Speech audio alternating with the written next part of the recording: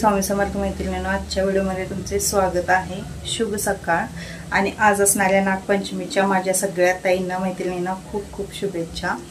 आम्ही लहान होतो त्यावेळी झोपाळे वगैरे बांधले जात होते। आमच्या दारासमोर जे वडाचं झाड आहे त्याला झोपाळा आमचे पप्पा असं बांधून द्यायचे। अशी दोरी बांधायची, खाली एखादी असं फळी वगैरे लाकडाची घालायची आणि त्यावर उभारून झोके, आम्ही इकडे उभारायचो तिकडे समोर उभारायचं आणि असं झोके देत होतो। परत तिघी जण म्हणजे खाली एक जण बसायचं आणि पाठीमागे एक जण पुढे एक जण, असं लई म्हणजे लहान असताना खूप छान होतं। आणि आता ती प्रथाच बंद झालेली आहे। आता झोपाळे वगैरे कोण खेळतच नाही। तर पोळीसाठी डाळ वगैरे शिजलेली आहे, पुरण शिजत आहे, गुळ घातलेला आहे मी डाळीत आणि शिजत आहे। आता पोळ्या बनवणार, आमच्याकडे पोळ्या बनवतात, एकेकांच्याकडे लाटत नाहीत, म्हणजे त्यांच्याकडे तशी पद्धत असते की लाटत नाहीत, म्हणजे नागाच्या फळीवर लाटल्यावाने होतं म्हणून लाटत नाहीत, असं एकेकांच्याकडे असतं। पण आमच्याकडे काय तसं नाही आहे। इथं काय तर वाळत घातलं की सगळा अंधारच पडतो। आणि मी छानशी अशी साडी आज नेसलेली आहे। साडीचा कलर मेहंदी कलर आहे आणि हा माझा आगाऊपणा आहे, म्हणजे पूर्ण ब्लाऊज असा होता गुलाबी, कारण साडीचा पदर गुलाबी आहे त्यामुळे। आणि मी काय केले, असा कलर इथं लावायचा असं ठरवलं, पण मी चुकून तो कलर जरा चेंज झाला आणि ते जरा वेगळं झालेलं आहे। सॉरी, ते पुरण हलवायला गेले कारण की मी इकडे बोलत बसणार ते खाली लागणार म्हटलं, त्यामुळे ते हलवलं आणि बंद केलं थोडा वेळ। आणि मैत्रिणींनो, आपण आपला आणखीन एक चॅनल मी चालू केलेला आहे, त्याचं नाव आहे माळीज प्युअर व्हेज किचन असं।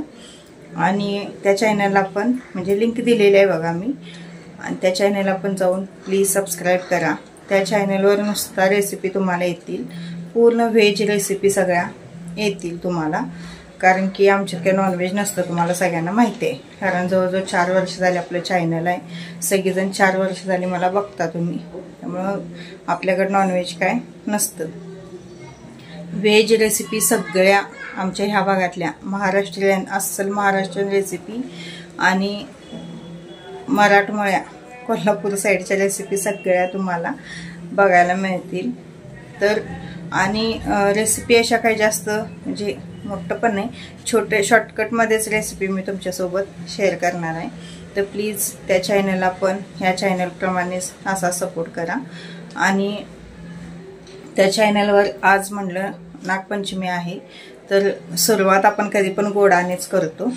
तर सगळ्या दुपारी अपलोड करणार आहे मी व्हिडिओ, कारण आता पोळ्या आधी करून घेते आणि दोन्ही चॅनलवर व्हिडिओ अपलोड करायचे म्हणजे एडिट करायला पण थोडा वेळ लागतो, त्यामुळं। आणि त्या चॅनलवर काय आठवड्यातनं 2 नाही तर 3च रेसिपी तुम्हाला येतील, रोज काय येणार नाहीत। पण ह्या चॅनलवर तुम्हाला रोज ब्लॉग येतातच, तसं त्या चॅनलवर तुम्हाला आठवड्यातनं 2 किंवा 3 रेसिपीज मी टाकणार आहे, कारण की सगळं हँडल पण व्हायला पाहिजे, आपलं घर ते चॅनल हे चॅनल आणि परत आपलं दुकान, असं सगळं व्हायला पाहिजे।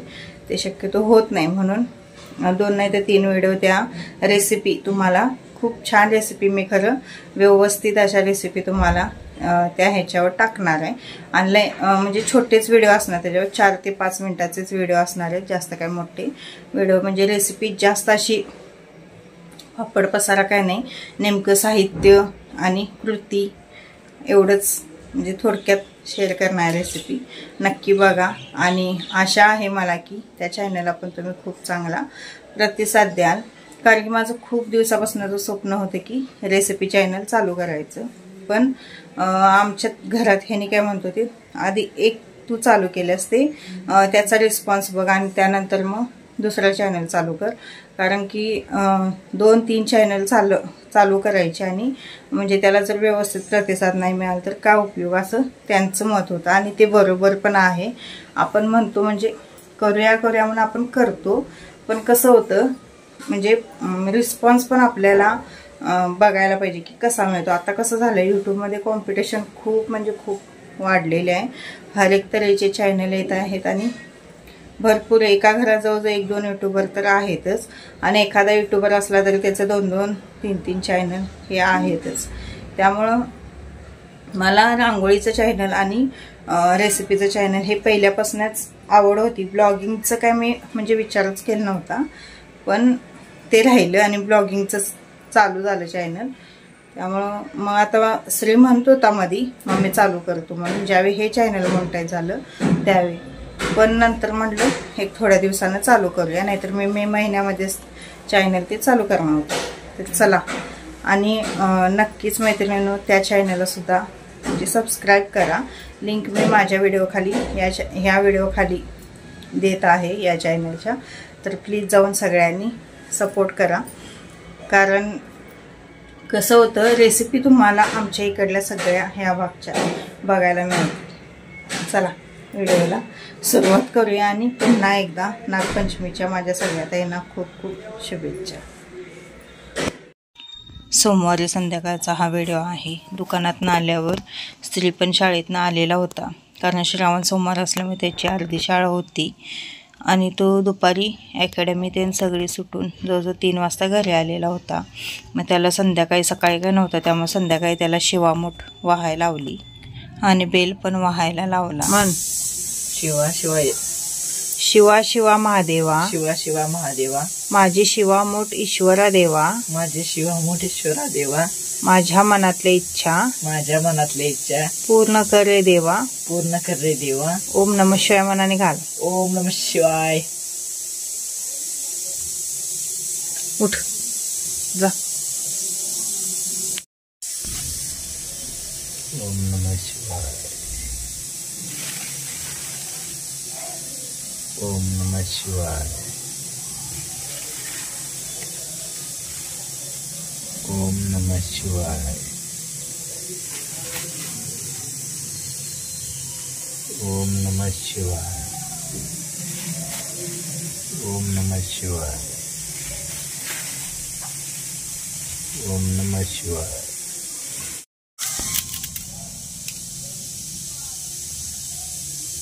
शिवा शिवा महादेवा, शिवा शिवा महादेवा, माझी शिवामूठ ईश्वरा देवा, माझी शिवामूठ ईश्वरा देवा, माझ्या मनातल्या इच्छा, माझ्या मनातली इच्छा पूर्ण कर रे देवा, पूर्ण कर रे देवा. ओम नमः शिवाय. ओम नमः शिवाय. सोडा. सोडू. परत घ्या आणि सगळी यांना आणि श्रीला दोघांना पण शिवामूठ आणि बेलपानं वाहायला लावली, कारण ती दोघे पण सकाळी नव्हती. आणि त्यांनी मग एक माळ ओम नमः शिवाय या मंत्राचा जप केला.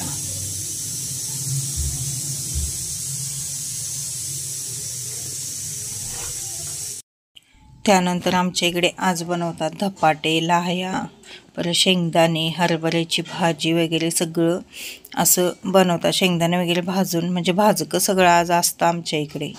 तर मी आता बनवत आहे धपाटे. सगळ्यात आधी वाटण तयार करून घेतलं. भरपूर असा लसूण 2 ते 3 गड्डे लसूण सोलून घेतला आणि त्यानंतर हिरवी मिरची, कोथिंबीर, आलं सगळं घालून त्याची पेस्ट बनवली. आणि आज सोमवार असल्यामुळे गव्हाचं पीठ आणि डाळीचं पीठ या 2च पिठांपासून मला हे धपाटे बनवायचे होते. कारण आमच्याकडे सोमवारी ज्वारी खात नाहीत, ज्वारी उडीद खात नाहीत. तांदळाचं पीठ चाललं असतं, पण माझ्याकडे काही ते नव्हतं. मग त्यामुळं मी गव्हाचं पीठ आणि जे आपलं हरभऱ्याचं पीठ आहे ते घेतलं. त्यामध्ये ओवा, थोडंसं जिरं, तीळ, हळद, परत हिंग घातला आणि जे आपण वाटण बनवलेलं होतं मिक्सरच्या भांड्यामध्ये ते घातलं. या धपाट्यांमध्ये तुम्ही कांदासुद्धा मिक्सरला फिरवून घालू शकता, त्यानेसुद्धा खूप चांगली टेस्ट येते. पण मला कसं झालेलं तर खूप वेळ झालेला दुकानातून यायला आणि मला वाटायचे पण होते धपाटे. कारण इथं जे मुस्लिम 2 घरं आहेत त्यांना कसं त्यांनी त्यांच्या सणाला खीर वगैरे आम्हाला देतात. मग आपल्या सणाला आपण पण सगळं त्यांना दिलं पाहिजे. मग मी 2 घरात त्या देते, त्यामुळं मग त्यांना द्यायचं. मग द्यायचं तर कसं त्यांनी त्यांचं जेवण व्हायच्या आधी दिलं पाहिजे. जेवण झाल्यानंतर मग ते काही बरं वाटत नाही आणि मला आधीच खूप वेळ झालेला दुकानातून यायला. त्यामुळं मी काय केलं, मग पटणं आवरलं, कारण मग कांदा वगैरे काय बारीक करत बसलं नाही, पण कांदा घातला तर त्याची टेस्टसुद्धा खूप चांगली येते. आणि त्यानंतर पाणी घालून सगळं पीठ व्यवस्थित मळून घेतलं. मळत असताना हे घट्ट मळायचं, लक्षात ठेवा, पातळ अजिबात मळायचं नाही, कारण धपाटे आपले चांगले येत नाहीत. आता मी हे धपाटे लाटूनच करणार आहे, थापणार वगैरे नाही आहे, कारण यामध्ये ज्वारीचं पीठ नाही आहे, लक्षात ठेवा. त्यामुळे हे आपल्याला धपाटे लाटावेच लागणार आहेत. एवढेच केलेले होते, थोडेच केले, तरीसुद्धा हे म्हणत होते की केवढे बाला करायला लागलेस म्हणून. मी म्हटलं अहो ते जास्त कुठं आहेत, लगेच सप्तात बघा. कारण असं कोणताही पदार्थ आपण फक्त सणावारालाच करतो, इतर वेळी काय आधीमध्ये करत नाही, त्यामुळे आवडीने खातात. आणि धपाटे हा पदार्थ असा आहे की सगळ्यांना आवडतो. आमच्यात पप्पांना तर तळलेले धपाटे खूप आवडतात, थापल्यापेक्षा तळलेले धपाटे खूप आवडतात. आणि इकडे मी जे काळे वाटाणे सकाळी जाताना दुकानात भिजत घालून गेलेले होते, आणि ते मग चांगले कुकरला 1-4-5 शिट्ट्या दिल्या, खूप चांगले शिजलेले आहेत ते पण. कारण धपाट्यांबरोबर एक तर हरभऱ्याची उसळ किंवा काळं वाटाण्याची उसळ हे 2च पदार्थ चांगले लागतात. आणि दही हे चांगलं लागतं. मग दही काय मी आणायलाच नव्हतं, कारण दिवसभर आपण ह्या गडबडीतच असतो की संध्याकाळी काय सुचत नाही, त्यामुळं काय नाही आणलं. श्रीला नंतर जाऊन मग समोरच्या दुकानातून एक 10 रुपयाचे डबे आणजा म्हटलं निवदासाठी, तर मग त्याने आणली. कांदा इथं मी आता काळ्या वाटाण्याची उसळ बनवत आहे, तर कांदा मात्र इथं भरपूर वापरायचा. कोणतीही उसळ बनवा तुम्ही किंवा डाळ कांदा बनवा, त्याला कांद्याचा वापर मात्र जास्त करायचा, कारण मेन पॉईंट असतो तो कांदाच. त्यामुळे कांदा मी चांगला 3-4 कांदे स्मॅशरला काय नाही बारीक केले, चाकूने चिरून घेतले, पण कांदा व्यवस्थित तेलामध्ये परतून घेतला. तेलामध्ये जिरं मोहरी घातलेले आहे, आणि तेल कढल्यावर त्यानंतर कांदा घालून व्यवस्थित तो लाल कलर येऊसपर्यंत परतून घेतला. या उसळला तुम्ही टोमॅटोसुद्धा वापरू शकता, टोमॅटोने सुद्धा खूप चांगली टेस्ट येते. आणि कांद्याला थोडासा सोनेरी कलर आल्यानंतर हळद, हिंग आणि जे आपलं लाल तिखट असतं ते घातलं. इथं तुम्ही टोमॅटोचा वापरसुद्धा जास्त करायचा आहे, कारण या उसळमध्ये एकदम बारीक चिरलेला टोमॅटोसुद्धा खूप चांगला लागतो. आणि चटणी तेलात चांगली परतून घेतली, थोडीशी कोथिंबीरसुद्धा घातलेली आहे, आणि झाली आपली उसळ तयार. जे आपण शिजवून घेतलेले काळे वाटाणे होते ते घातले, त्यामध्ये ॲड केले. चवीनुसार वरून मीठ घालायचं, आणि मंद गॅसवर एक थोडा वेळ त्याला चांगलं शिजून द्यायचं, कारण शिजणं पण महत्त्वाचं आहे, लक्षात ठेवा. कारण आपण जे चटणी मीठ वगैरे सगळं घातलेलं त्या वाटाण्यांना ते लागलं पाहिजे, त्यामुळे थोडा वेळ त्याला चांगलं शिजून द्यायचं. सणावाराला खूप गडबड होते बघा. आपण दुकानात वगैरे गेलो किंवा ज्या वर्किंग वुमन आहेत त्यांचंसुद्धा तसंच होत असणार की बाहेर गेले की घरातलं सगळं तसंच पडतं. आता मी धपाटे लाटून घेणार आहे. कसे होतात कुणास ठाऊक असं वाटत होतं धपाटे, पण खूप छान झालेले टेस्टला. मला वाटत होते की असं कडक होतील की काय, पण नाही, व्यवस्थित झालेले. कारण 2च पिठं असल्यामुळे एवढे म्हणजे चवीला व्यवस्थित होणार नाहीत असं वाटत होतं, पण व्यवस्थित झालेले. माझं पीठ थोडं पातळ झालं, कारण की मी बाकीचं सगळं फोडण्या वगैरे मारत भात वगैरे लावत बसले, त्यामुळं पीठ थोडं पातळ झालं. लगेच ते केलं असतं तर मग पीठ व्यवस्थित म्हणजे झालं असतं ते, त्यामुळे मला थोडंसं पीठ लावावं लागलं, नाहीतर बिन पिठाचं सुद्धा व्यवस्थित आलं असतं. आणि मी एक वाटी घेतली, आणि वाटीच्या सहाय्याने तुम्ही परातीत बघू शकता, त्या वाटीने मी काय केलं तर असं गोल गोल गोल गोल आकार दिला आणि तळून घेतले धपाटे. या पद्धतीने तुम्ही केला तर पटपट होतात आणि जास्त वेळ पण लागत नाही. आणि जरी तुम्ही एकटं करणार असला तरीसुद्धा ते पटणं होतं. धपाट्यानं कोथिंबीरसुद्धा जास्त प्रमाणात वापरायची. कोथिंबीरमुळे सुद्धा स्वाद खूप छान येतो धपाट्यांना. धपाट्यांमध्ये मेन पॉईंट काय असतो तर एकतर कोथिंबीर, आलं आणि भरपूर असा लसूण घालायचा. लसणाने सुद्धा स्वाद खूप छान येतो. आणि मी सगळ्यात आधी काय केलं, असं लाटून त्याचे असे वाटेने हे छाप उठवून असे कट करून ठेवले, कारण की तळायला जास्त वेळ लागत नाही तेल कढलं की, पण लाटायला थोडा वेळ लागतो. आणि एकट्यानेच लाटायचं आणि एकट्यानेच तळायचं म्हणजे हे होतं, भरपूर वेळ होतो. तोपर्यंत काय झालेलं तर दुकानातून हे आणि श्री आलेले होते. मग हे म्हटलं मी तळून घेतो आणि तू इकडं लाटून दे. मग त्यांनी तळून घेतलं आणि मी इकडं लाटून दिले. मग पटकन आवरलं ते. कसं एकाला 2 जण असले की पटपट होतं, आणि सणावाराला काहीतरी वेगळं बनवायचं असलं तर मग म्हणजे लवकर घातलेलं बरं पडतं. पण मला यायलाच दुकानातून वेळ झाल्यामुळे माझा सगळा म्हणजे मेळच तो विस्कटला. तरीसुद्धा माझं 9, 9:15ला बरोबर सगळं व्यवस्थित आवरलेलं होतं. 2 घरात ते द्यायचं होतं तिकडं दिलं पण, आणि मग निवेद आधी काढून ठेवला आणि मग त्या 2 घरात दिलं. आणि आता हे आलेले आहे, त्यांनी तेल ठेवलेलं आहे कढायला आणि मी इकडं लाटून असा ढीग लावून ठेवलेला आहे, बघू शकता तुम्ही.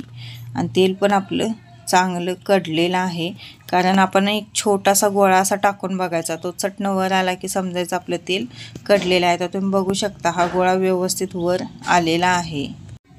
छोटासा कणकेचा गोळा टाकला तो चटणं वर आला, त्याचा अर्थ काय झाला तर गोळा व्यवस्थित म्हणजे आपलं तेल व्यवस्थित कडलेलं आहे. आणि जर तेल कडलेलं नसताना तुम्ही धपाटे जर टाकला तर म्हणजे असे जास्त तेलकट धपाटे होतात. त्यामुळं आणि यांना एवढं तेल कडल्याशिवाय वगैरे धपाटे तळायला टाकायचे नाही. म्हणजे मी सांगेल तसं त्यांनी तळून घेतलं. दिवाळीत सुद्धा ते कधीही नसतात. काही तळण वगैरे असलं तर मी आणि श्री आम्ही दोघेच असतो, ते एवढे नसतात. आणि धपाटा थोडा जाड केला की तो व्यवस्थित फुगतो, आणि जर पातळ झाला तर मग व्यवस्थित फुगत नाही. आणि सोनेरी कलर येऊसपर्यंत तळले आणि काढून घेतली. मी इथं हिरवी मिरची वापरून धपाटे केलेले आहेत, तर तुम्ही इथं चटणी वापरला तरी चालेल, पण हिरव्या मिरचीचे धपाटे खूप खायला छान लागतात. पण लहान मुलं जर असली तर हिरवी मिरची वापरताना जपून वापरा. पण चटणी घातलेले धपाटे असे खूप काळपट पण होतात आणि टेस्टला एवढे चांगले लागत नाहीत. हिरवी मिरचीचे धपाटे खूप छान आणि एकदम असे म्हणजे त्याची टेस्टच वेगळी लागते. आणि बाहेरगावाला जर तुम्ही कुठे फिरायला ट्रिपला वगैरे जाणार असला तरीसुद्धा अगदी 3-4 दिवस हे धपाटे राहतात.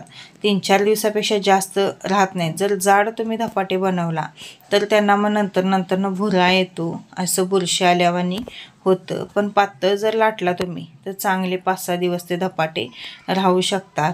एकदम जर जाड केला तर मग काय ते 2 दिवस धपाटे राहतात. आणि फायनली आपले धपाटे सगळे तळून वगैरे झालेले आहेत. निवदसुद्धा दाखवून देवाला झालेला आहे. कलर बघू शकता धपाट्यांना खूप छान आलेला आहे. तर अशा पद्धतीने मैत्रिणींनो आजचा छोटासा ब्लॉग होता. कसा वाटला तो कमेंटद्वारे मला नक्की कळवा. व्हिडिओ आवडल्यास प्लीज चॅनलला सबस्क्राईब करा, व्हिडिओला लाईक, शेअर आणि कमेंट करायला विसरू नका. श्री स्वामी समर्थ.